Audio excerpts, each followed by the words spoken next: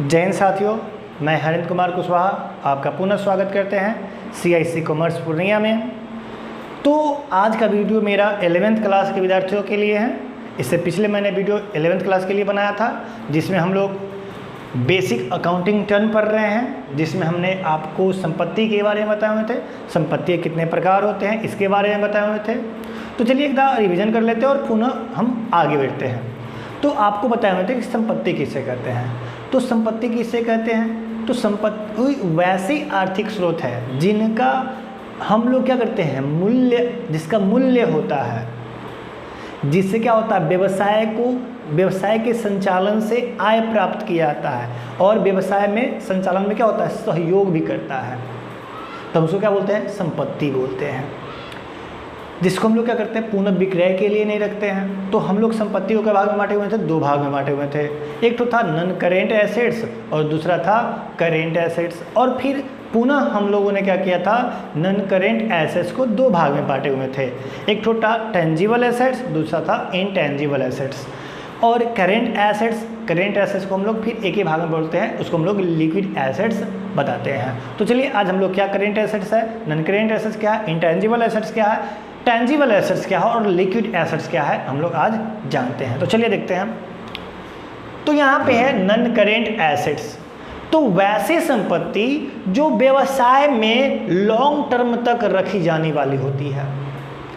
मतलब non current assets वैसी संपत्ति होती है जिसको व्यवसाय में लॉन्ग टर्म तक रखा जाता है। लॉन्ग टर्म का मतलब होता है कि 12 माह या 1 वर्ष से अधिक का समय लॉन्ग टर्म तक रखी जाती है और पुनः विक्रय के लिए नहीं होती है। यहाँ पे दो टर्म है जिसको आप याद रखेंगे। पहला कि non current assets long term के लिए रखी जाती है और दूसरा कि ये पुनः विक्रय के लिए नहीं होती है। जैसे में आप अपने व्यवसाय में बिल्डिंग देख सकते हैं, फर्नीचर देख सकते हैं, लैंड देख सकते हैं। ये ऐसी संपत्तियां होती हैं जिनको हम लोग क्या करते हैं, लॉन्ग टर्म तक रखते हैं और जिसको हम लोग पुनः विक्रय के लिए भी नहीं रखते हैं। तो चलिए आगे बढ़ते हैं। तो जैसा कि हमने आपको बताया, लैंड, बिल्डिंग, मशीन, फर्नीचर इत्यादि, वैसे ही हमने पिछले वीडियो में क्या किए थे, नॉन करेंट एसेट्स को दो भाग में बांटे हुए थे। एक था टेंजिबल एसेट्स। तो टेंजिबल एसेट्स किसे कहते हैं? तो वैसी संपत्ति जिसे देखा तथा छुआ जा सकता है, जिसे देखा तथा छुआ जा सकता है। अर्थात हम लोग किसको देख सकते हैं? तो हम उसी को देख सकते हैं जिसका भौतिक अस्तित्व होता है। जैसे हवा का कोई अस्तित्व नहीं है तो हम लोग हवा को क्या करते हैं, नहीं देख पाते हैं। बिल्डिंग का अस्तित्व है इसलिए हम लोग देख सकते हैं। सॉफ्टवेयर का अस्तित्व नहीं है इसलिए हम लोग सॉफ्टवेयर को नहीं देख पाते हैं। गुडविल का कोई अस्तित्व नहीं होता है, उसको हम लोग नहीं देख पाते हैं। तो वैसी संपत्ति जिसको हम लोग क्या कर सकते हैं, छू सकते हैं, देख सकते हैं, उसी को हम लोग टेंजिबल एसेट्स कहते हैं। जैसे में वही बात है, लैंड को, बिल्डिंग को, फर्नीचर को। तो एक बात और याद रखिएगा कि टेंजिबल एसेट्स क्या होता है, भौतिक अस्तित्व होता है। ये बात इंपॉर्टेंट है। टेंजिबल एसेट्स में क्या होता है, भौतिक अस्तित्व उसका होता है। और देखते हैं इंटेंजिबल एसेट्स, जस्ट इसका उल्टा होगा। तो वैसी संपत्ति जिसका भौतिक अस्तित्व नहीं होता है। अगर भौतिक अस्तित्व नहीं होगा तो हम जिसको नहीं छू सकते हैं और ना ही देख सकते हैं।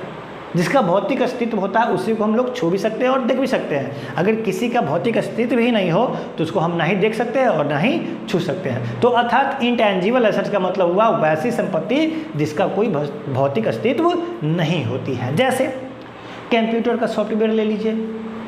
कंप्यूटर तो हम लोग देख सकते हैं लेकिन उसके अंदर जो सॉफ्टवेयर आती है उसको हम लोग नहीं देखते हैं। कॉपीराइट्स, ट्रेडमार्क, गुडविल, पेटेंट्स, अगर ये बात अगर समझ रहे हैं तो ठीक है, नहीं तो हम लोग वीडियो में आगे बात करेंगे कि गुडविल क्या होती है, पेटेंट्स क्या होती है, कॉपीराइट्स क्या होती है। ये सब के बारे में हम लोग डिटेल में जानकारी प्राप्त करेंगे। कोई घबराने की बात नहीं है, बस आप हमारे वीडियो को लगातार देखते रहिए। और कंटिन्यूअस देखने के लिए क्या कीजिए, मेरे चैनल को जो CIC कॉमर्स है उसको सब्सक्राइब कर लीजिए और लाइक बटन दबा दीजिए। चलिए आगे देखते हैं। करेंट एसेट्स, तो वैसी संपत्ति जिसे पुनः विक्रय के लिए या अल्प अवधि में रोकर में परिवर्तित करने के लिए रखी जाती है। हम लोग नॉन करेंट एसेट्स में क्या पढ़े, जिसको हम लोग पुनः विक्रय के लिए नहीं रखते हैं, लेकिन करेंट एसेट्स में क्या पढ़ रहे हैं, मतलब जिसको हम लोग पुनः विक्रय या रोकर में परिवर्तन करते हैं। कितने समय में, अल्प अवधि के समय में, यानी शॉर्ट टर्म में। शॉर्ट टर्म का मतलब होता है 12 माह से पहले का समय। जैसे स्टॉक है तो स्टॉक को हम लोग कितना दिन कहेंगे, स्टॉक को तो हम लोग जल्दी से जल्दी चाहते हैं बेच लें। डेटर्स, यदि हम किसी को उधार माल बेचे हुए हैं उस व्यक्ति को हम लोग डेटर्स कहते हैं, तो उससे पैसा तो हम लोग मैक्सिमम हम लोग देते हैं, बेचते हैं तो 20 दिन होता है, लेकिन अगर 2 महीना के लिए हो, 3 महीना होगा तो फिर भी शॉर्ट टर्म में आता है। कैश तो कैसी है, प्रीपेड एक्सपेंस है, यदि आप कोई अग्रिम भुगतान कर दिए हो किसी खर्चा का तो वो भी मेरे लिए क्या होता है, करेंट एसेट्स होती है।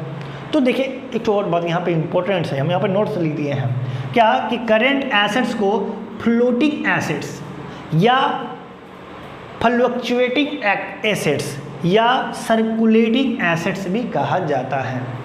तो याद रखिएगा कि नॉन करेंट एसेट्स का अदर नाम क्या है, तो फ्लोटिंग एसेट्स, फ्लक्चुएटिंग एसेट्स और सर्कुलेटिंग एसेट्स कहा जाता है। तो चलिए लास्ट मेरा टॉपिक है लिक्विड एसेट्स।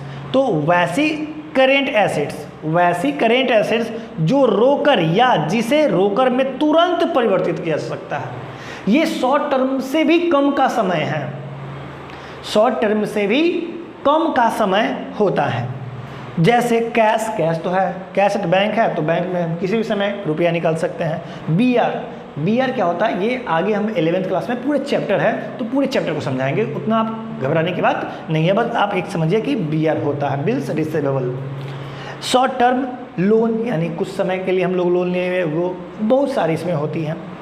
तो चलिए लिक्विड एसेट्स में एक तो और नोट्स है, क्या है, लिक्विड एसेट्स में करेंट एसेट्स के, मतलब लिक्विड एसेट्स में करेंट एसेट्स में जो भी है उसको शामिल करेंगे, किसको छोड़ के, स्टॉक और प्रीपेड एक्सपेंसेस को छोड़ देंगे, बाकी सारा के सारा क्या हो जाएगा, लिक्विड एसेट्स होगा। यदि अगर फॉर्मूले की बात करते हैं तो लिक्विड एसेट्स बराबर होता है current assets minus stock minus prepaid expenses. तो आज हमें विश्वास है कि आज जो भी हम लोग डिस्कस किए यहाँ पे आप समझ गए होंगे, और बढ़िया से घर पे रह के पढ़ाई कीजिए और हमारे वीडियो को लाइक और सब्सक्राइब कीजिए। धन्यवाद, जय हिंद।